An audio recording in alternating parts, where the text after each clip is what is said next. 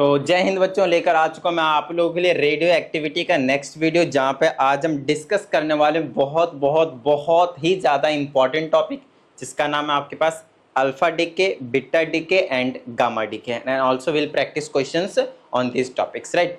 तो alpha emission को, alpha decay को बेसिकली अल्फा एमिशन भी कहते हैं, तो एक ही बात है ना। बीटा डीके को बीटा एमिशन भी कहेंगे और गामा डीके को हम गामा एमिशन भी कहेंगे, ठीक है। ओके,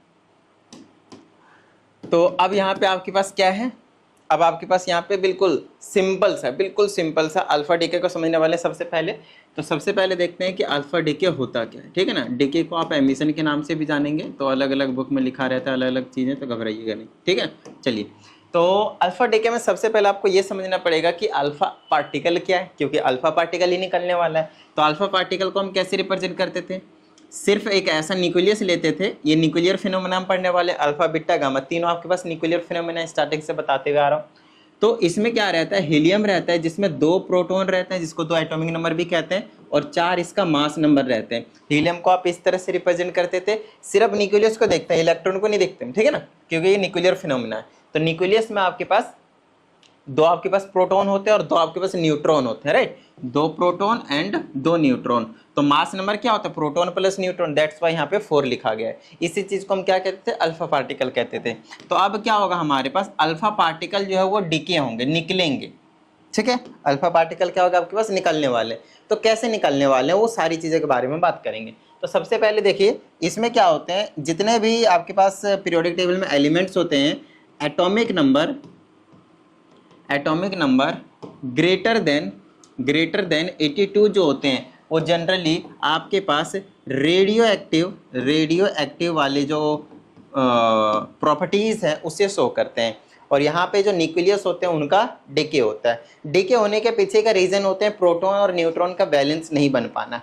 रेशियो जो है वो न्यूट्रॉन प्रोटॉन का रेशियो कभी कम हो जाता है तो कभी ज़्यादा हो जाता है, जिसकी वजह से कहीं ना कहीं ज़्यादा आपको देखने को मिलता है कि न्यूट्रॉन की जो संख्या है वो ज़्यादा होती है, नंबर ऑफ न्यूट्रॉन्स ज़्यादा होते हैं।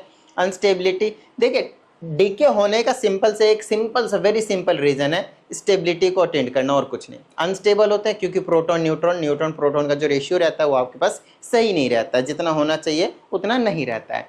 तो उसको अटेंड करने के लिए अपना ये डीके जो है वो करता है, ठीक है। अब इस डीके में 3 तरह के पार्टिकल्स निकलते हैं, alpha particle, beta particle and gamma radiation होता है।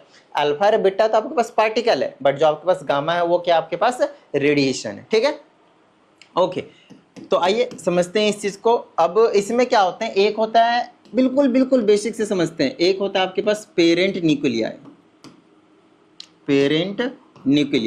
अब ये जो पेरेंट न्यूक्लियाई है, न्यूक्लियस का प्लुरल फॉर्म। तो चलिए एक न्यूक्लियस ही लिख देते हैं आपके लिए। न्यूक्लियस होता है पेरेंट न्यूक्लियस, और इससे आपको देखने को मिलते हैं डॉटर न्यूक्लियस, ठीक है। और साथ में आपके पास यहाँ से निकलेंगे अल्फा पार्टिकल्स पूरा लिख लीजिएगा, अल्फा पार्टिकल्स, ठीक है। अब पेरेंट न्यूक्लियस क्या होता है, डॉटर न्यूक्लियस क्या होता है, अल्फा पार्टिकल आपको बता ही दिया। इन चीज को समझ लेते हैं। मान लेते हैं कि आपके पास जो एक्स है उसे हम पेरेंट न्यूक्लियस, पहले मैं आपको कॉन्सेप्ट समझा रहा हूँ, ठीक है ना, उसके बाद आपको इसकी डेफिनेशन लिखवाऊंगा, किस तरीके से आपको पेपर में अटेम्प्ट करना है, लिखना है।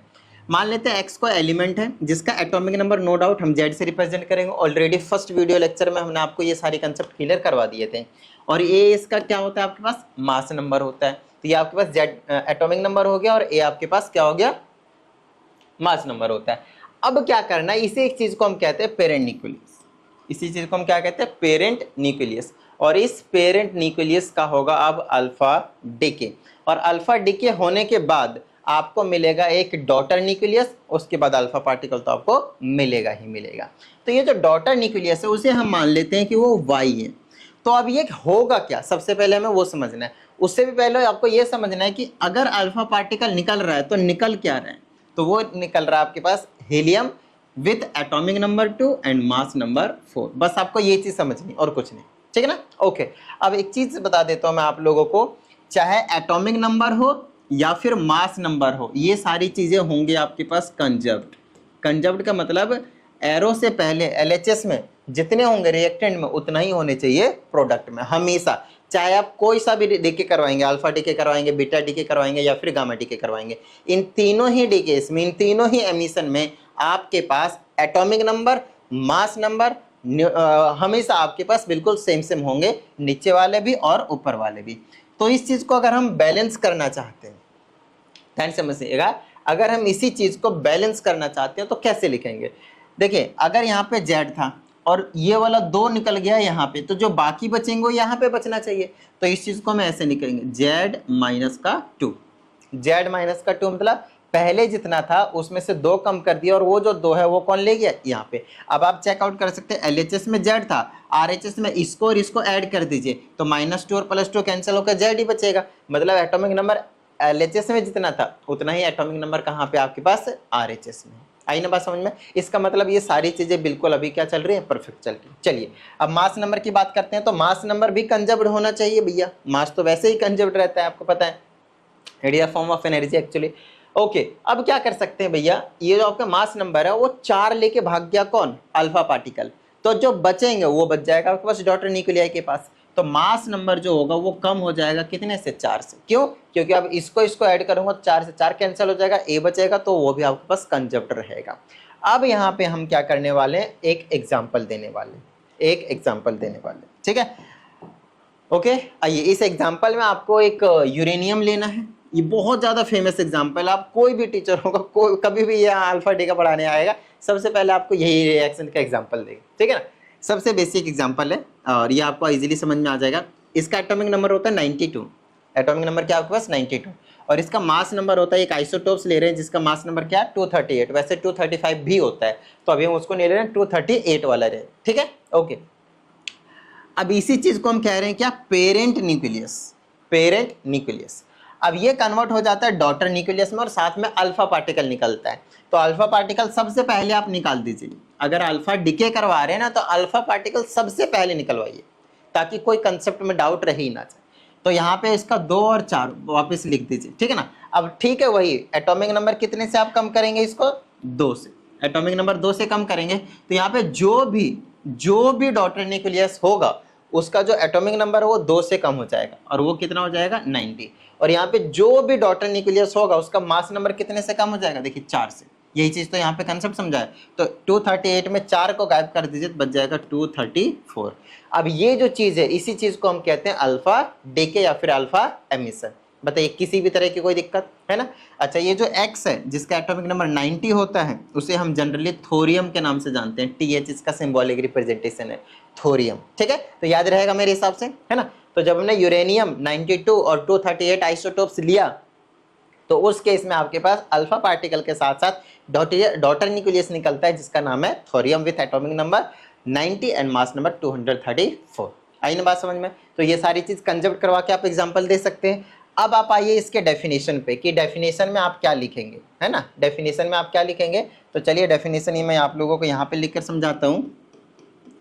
यहाँ पे लिखेंगे इन अल्फा डीके, सिंपल आपको कॉन्सेप्ट याद रखना है, atomic number decreases bye 2 and mass number decreases bye 4। बस आपको कंसेप्ट के नाम पे यही याद रखना है। आप और भी लाइनें बढ़ा चढ़ा कर लिख सकते हैं। क्या लिख सकते हैं,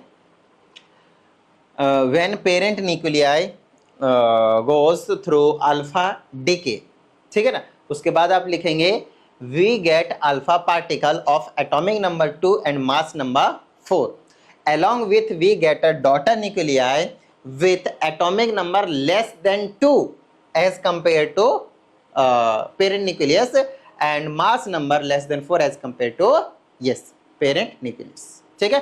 तो इस तरह से आप लंबा चौड़ा स्टेटमेंट भी बनाकर लिख सकते हैं, बट मेन पॉइंट आपको मैंने ये चीज बताया कि किस तरह से आप अल्फा डीके को याद करने वाले हैं, याद रखने वाले हैं, और आपको मैंने यहाँ पे एग्जाम्पल भी बता दिया। आई ना बात समझ में। तो अब कभी कोई कुछ दे दे और आपसे पूछ ले कि इसमें अल्फा डीके हो रहा है तो आप इजीली बता सकते हैं। बीटा अभी नहीं बोला मैंने क्योंकि अभी बीटा मैंने अभी आप लोगों को पढ़ाया ही नहीं, ठीक है ना।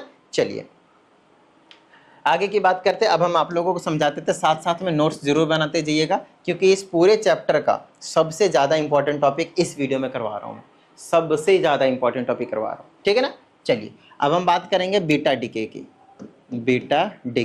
या फिर बीटा डीके को ही हम क्या कहते हैं, एमिशन के नाम से जानेंगे। ठीक है, ओके। अब इस बीटा डीके में होता क्या है, सबसे पहले हमें बीटा डीके में ये समझना पड़ेगा कि बीटा डीके कब होता है, क्यों होता है, कैसे होता है, और उसकी रिप्रेजेंटेशन कुछ हम इस तरह से करते हैं, -1 और 0। इसके पास जो नीचे का जो ये है ना एटॉमिक नंबर, जनरली वो चार्ज को रिप्रेजेंट कर रहा होता है। आप देखें हीलियम को नीचे 2 लिखा, ऊपर 4 लिखा है, तो नीचे जो 2 है वो है क्या, हीलियम का चार्ज ही तो होता है। इसको आप ऐसे भी तो रिप्रेजेंट करते हो, हीलियम +2, तो प्लस कर दो क्या, उसका चार्ज हुआ, तो नीचे चार्ज ऊपर मास, नीचे चार्ज ऊपर मास, या फिर नीचे एटॉमिक नंबर कह दीजिए ऊपर मास। आई ना बात समझ में? ठीक है। अच्छा, बीटा पार्टिकल का कोई मास नहीं है, जनरली हम उसको नेग्लिजिबल मास समझते हैं, 0 समझते हैं, मासलेस समझते हैं, तो ये बहुत कम अप्रोक्सीमेटली 0 होता है इसीलिए। तो बीटा पार्टिकल की रिप्रेजेंटेशन आप या तो ऐसे करेंगे या तो आप ऐसे कर सकते हैं, इलेक्ट्रॉन -1 और 0, आपकी मर्जी, बट मैक्सिमम टाइम मैं ये यूज करना पसंद करूंगा ताकि इससे पता भी चल जाए कि आपके पास बीटा डीके हो रहा है इजीली, राइट। वो है कुछ नहीं, एक तरह से इलेक्ट्रॉन, ठीक है, ओके। अब जब भी ये चीज निकलेगा तो -1, इसका मतलब ये है कि वो जो आपके पास एटॉमिक नंबर है उसे इंक्रीज कर देता है। अब बोलोगे सर एटॉमिक नंबर कैसे इंक्रीज कर देगा, तो सबसे पहले ये देखते हैं कि बीटा एमिशन होता कब है। बीटा एमिशन कब होता है, when neutron converts into A proton. When a neutron converts into A proton, तो आपके पास अल्फा डीके, अल्फा एमिशन होता हुआ दिखेगा।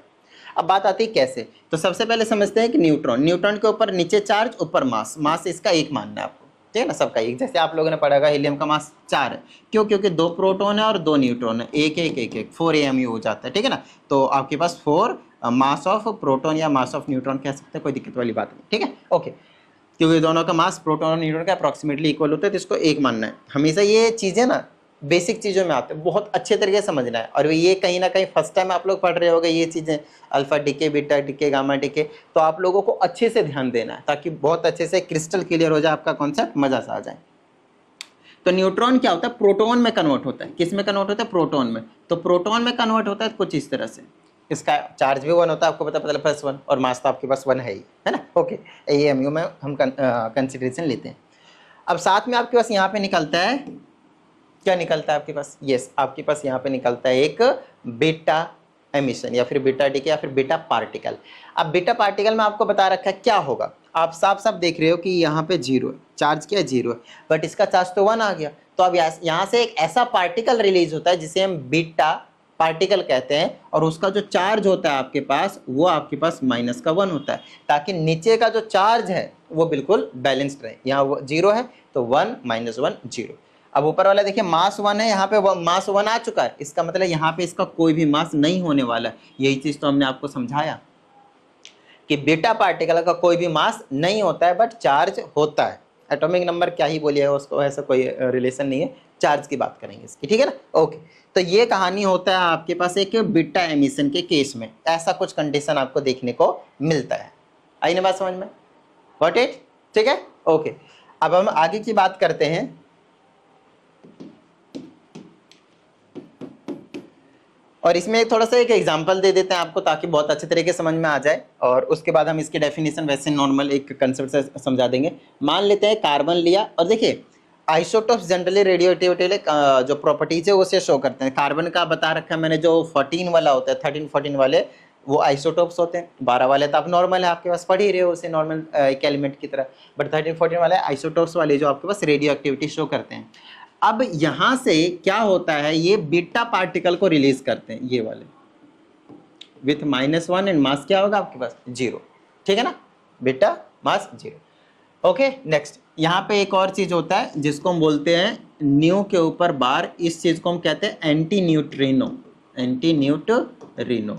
देखिए इन सब के बावजूद यहाँ पे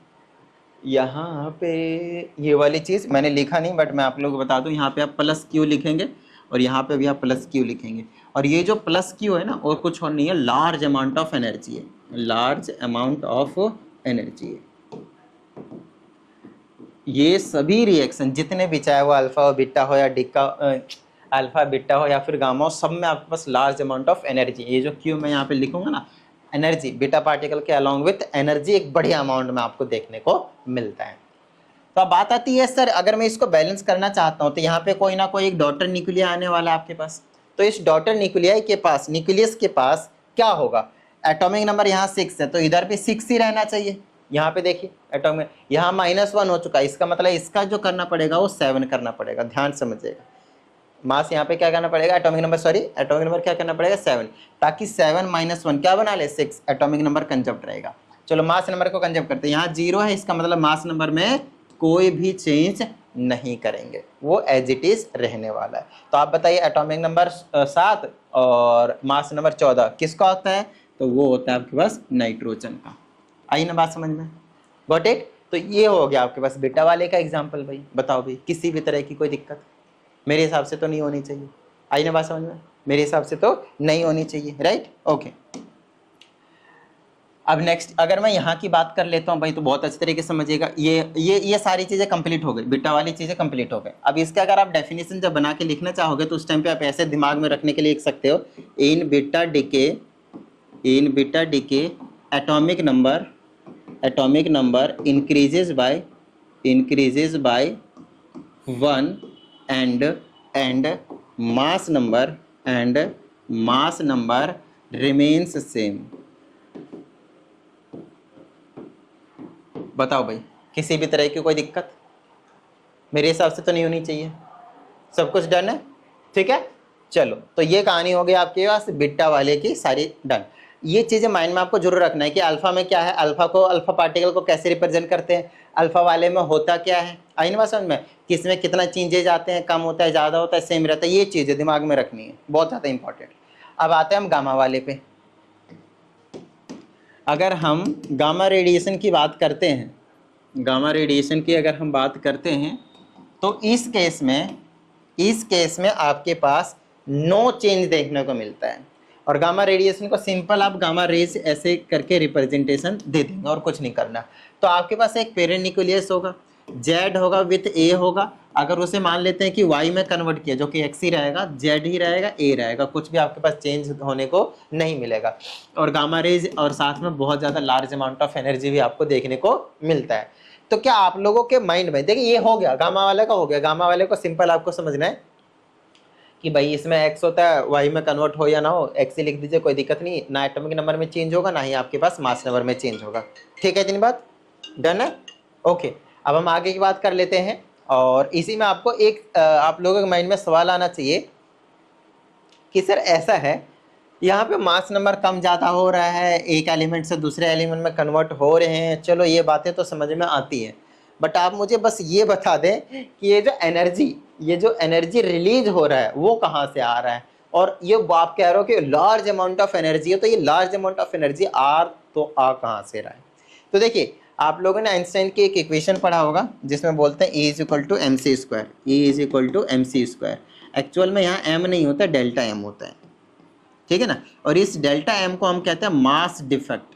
हालांकि आप अभी 10th क्लास में हैं, आप लोगों के सिलेबस में ज़्यादा कुछ इंक्लूड नहीं किया है। बीटा वाले में एक चीज़ और याद आया, मैं वो बता देता हूँ, एंटी न्यूट्रिनो साथ में रिलीज होता है, ठीक है ना। तो नाउ मासलेस, वो कुछ भी मास वगैरह नहीं है तो उसको छोड़ दीजिएगा, वैसे नहीं भी लिखेगा चल जाएगा कम। मैं इसमें कह रहा था कि वो मास डिफेक्ट होता है, मास डेल्टा m क्या होता है आपके पास, मास डिफेक्ट। तो ये मास डिफेक्ट होता क्या है, तो आप यहाँ पे देखें जब ये x से y में कन्वर्ट हो रहा है, जब ये x से y में कन्वर्ट हो रहा है, आप यहाँ पे बहुत अच्छे से देख रहे हैं कि मास भी दोनों तरफ कंजर्व्ड है, बट एक्चुअल में ऐसा नहीं होता है, एक्चुअल में ऐसा नहीं होता है। Very small amount of mass, बहुत कम अमाउंट ऑफ मास क्या होता है, रिलीज होता है in the form of energy. इसी चीज को बोलते हैं मास एनर्जी कन्वर्जन, और इसीलिए आइंस्टाइन ने इसी के लिए ये वाली जो इक्वेशन है वो दी थी।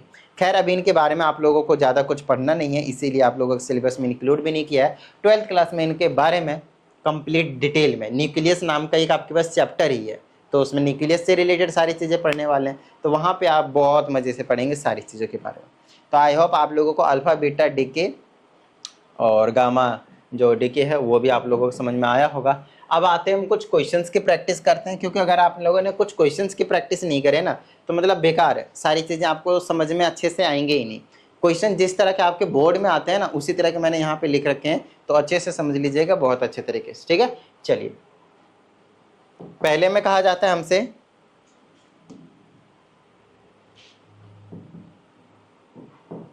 कि a certain nucleus P has mass number 15, तो फटाफट रिप्रेजेंट कर दीजिए P, मास नंबर ऊपर लिख दे 15 एंड एटॉमिक नंबर 7, तो उसे लिख दीजिए नीचे, खत्म बात।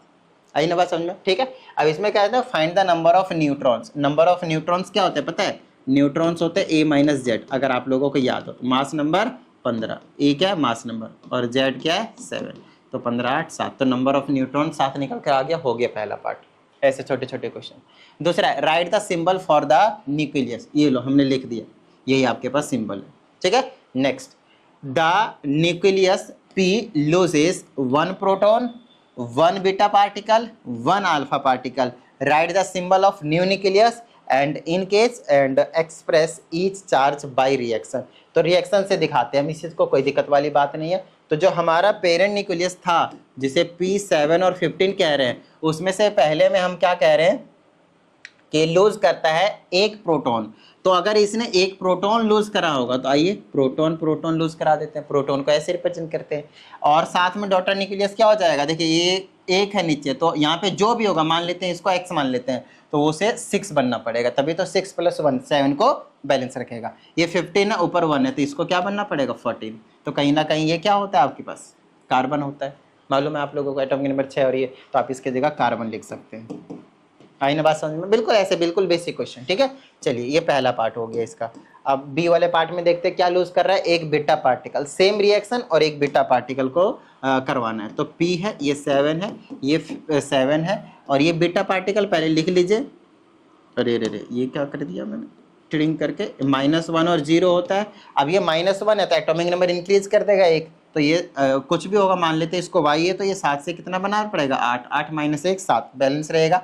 मास नंबर आपके पास 15 का 15 ही रहेगा, मास नंबर आपके पास 15 का 15 रहेगा। अच्छा क्या न्यूक्लियस आएगा, ये कार्बन या फिर ये कुछ भी बनाएगा ऑक्सीजन वगैरह, तो वो आपको यहाँ पे मेंशन करने की जरूरत नहीं है। X Y P Q R जो भी आपको अल्फाबेट यूज करना है कर लीजिए, कोई दिक्कत नहीं वाली बात नहीं है। सी वाले में क्या कह रहा था मालूम है ना, सी वाले में एक अल्फा पार्टिकल को रिलीज करवाएगा, तो कर देते हैं,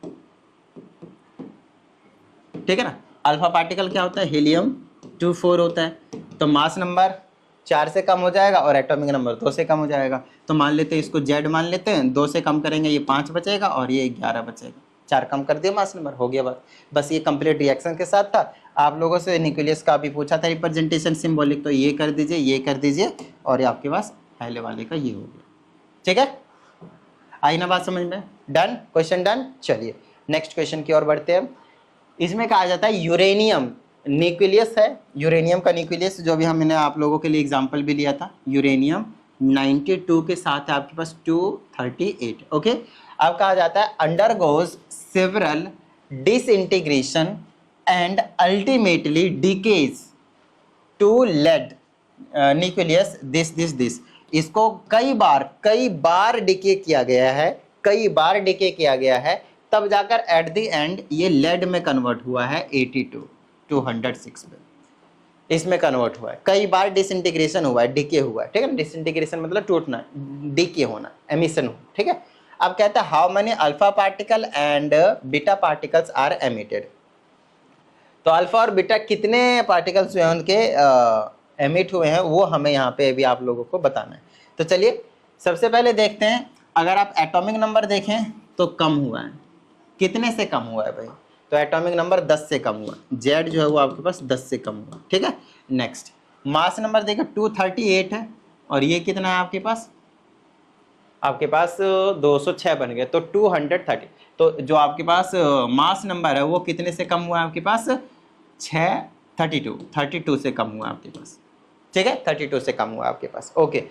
अब इसमें एक तो अल्फा पार्टिकल एमिट हो रहा है और एक बीटा पार्टिकल एमिट हो रहा है, तो दिमाग लगाएंगे हम दिमाग लगाएंगे कि भाई जो अल्फा पार्टिकल, अब यहाँ पे हम अल्फा पार्टिकल लिख लेते हैं, ये 2 और 4 होते हैं, ये कितने रिलीज हुए हैं वही बताना है, और एक हमें बीटा पार्टिकल रिलीज करवाना है -1 और 0, ये कितने रिलीज होंगे वो भी हमें बताना है, ठीक है, ओके। तो एक चीज बताइए, मास जो सारे के सारे जाएंगे वो इस वाले में जाएंगे, बताइए हाँ यानी, क्योंकि इसका तो कोई मास होता ही नहीं है। तो ये 206 है, तो ये इसका मास कितना होना चाहिए, ये 32 का 32 मास इसी का ही होना चाहिए, बताइए हाँ या नहीं। बिल्कुल सही बात है सर, बिल्कुल भी एकदम करेक्ट करेक्ट बात कही है आप लोग आपने। तो ये जो 4 है, मास 4 है, ये 32 होना चाहिए। तो ये हीलियम वाला न्यूक्लियस में कितना ले लूं, तो 32 को 4 से डिवाइड कर दीजिए, 8 आ जाएगा ना। तो 8 हीलियम के अल्फा पार्टिकल्स जो है, वो अल्फा पार्टिकल जो 8 निकले होंगे, तभी तो मास को 32 कवर करेगा। बोलिए हाँ या नहीं, बिल्कुल सही बात है। अच्छा, अगर ये 8 लिया है तो एक का 2 है प्रोटॉन, तो कितने होंगे टोटल, 16 नहीं हो गए, 8 के 16 प्रोटॉन हो गए। अब आप यहाँ पे देखें, यहाँ पे टोटल 10 ही आपके पास कम हुए हैं, जबकि कम कितना होना चाहिए, 16 कम होना चाहिए। तो उसके लिए क्या किया गया है, उसके लिए बीटा को निकाल दिया गया है। तो ये बीटा कितने हैं, देखिए यहाँ पे ये 82 हो गया और इसका 16 हो गया, तो ये कितना हो गया, 6 2 8 98 हो गया। तो 98 तो पॉसिबल नहीं है, ये तो 92 ही था। इसका मतलब ये है कि बीटा पार्टिकल इसको मैनेज करेगा। ये कितने कवर कर लेगा, 6 कर लेगा, तो 92 वापस नहीं आ जाएगा, देखिए 6 कर लेगा। मास इसका 0 रहेगा, नील, लेकिन ये चार्ज की वजह से 6 और कम कर देगा एटॉमिक नंबर को, तो वापस 92 में आ जाएगा। तो यहाँ से हमें पता चल गया कि 8 हीलियम और सॉरी या हीलियम बोल सकते हैं, या फिर 8 अल्फा पार्टिकल और 6 बीटा पार्टिकल यहाँ से रिलीज होने वाले। कॉन्सेप्चुअल क्वेश्चन, दिमाग से खेलो, ठीक है। चलिए, बड़ा इंपॉर्टेंट रिएक्शन है अगला वाला, देख लीजिए, इसको अच्छे से समझिएगा। बहुत सारे बच्चों को यहाँ पे डाउट रहता है, तो ज़्यादा टेंशन मत लीजिएगा, बिंदास देखते हैं, ठीक है। ओके, सबसे पहले एक चीज़ बता देता हूँ, अगर आप लोगों को कोई डाउट आता है तो 7428525669 इस व्हाट्सएप नंबर पे सेंड कर दें, ठीक है। आप लोगों को प्रॉपर वीडियो सॉल्यूशन मिल जाएगा। अगर उसके बाद भी आप लोगों को कोई डाउट होता है तो मैं रिकमेंड करूंगा आप लोगों को पर्सनल ऑनलाइन क्लास, जहां पे मैं आप लोगों के साथ बैठूंगा पूरे 1 घंटे, और उस 1 घंटे के इंटरवल में आप लोगों को जितने भी डाउट्स होंगे, कॉन्सेप्ट क्लियर करवाने होंगे, वो हम आपको करवा देंगे, ठीक है। But remember this class will be free. चलिए आगे की बात करते हैं हम। अब इसमें कहते हैं इस रिएक्शन चेन को आपको क्या करना है, कंप्लीट करना है। तो अगर एक पेरेंट न्यूक्लियस है जिसमें अगर आपने बीटा एमिशन करवाया हुआ है, बीटा डीके हो रहा है, तो एक नया न्यूक्लियस बनेगा। तो उस नया न्यूक्लियस का किस तरह आप रिप्रेजेंट करेंगे वो आपको बताना है। तो देखिए, जब भी बीटा न्यूक्लियस होते हैं तो एटॉमिक नंबर 1 से इंक्रीज हो जाता है, मालूम है ना, एटॉमिक नंबर 1 से इंक्रीज हो जाता है और मास नंबर में कोई चेंज नहीं होता। तो ये जो चीज होगा वो क्या होगा, 1 इंक्रीज होगा तो लिख दीजिए Z+1, और मास नंबर में कोई चेंज नहीं होगा तो A लिख दीजिए, हो गया, बस खत्म बात। नेक्स्ट, गामा के केस में कुछ भी चेंज नहीं होता, एटॉमिक नंबर का एटॉमिक नंबर ही रहेगा, मास नंबर का वही मास नंबर रहेगा। देखिए हो गया ये भी रिएक्शन, ठीक है। नेक्स्ट, अल्फा डीके करवाएंगे। अल्फा डीके केस में मास नंबर 4 से कम होता है, एटॉमिक नंबर 2 से कम कर दूंगा तो ये वाला हो जाएगा Z-1, बोलिए हाँ या नहीं। और ये वाला मास नंबर 4 से कम करवा देंगे भाई, देखो कितना आसान था रिएक्शन। नेक्स्ट, अब की बार बीटा करवा रहे हैं, तो बीटा क्या करता है, बीटा करवाता है एक जो है आपके पास एटॉमिक नंबर बढ़ा देता है।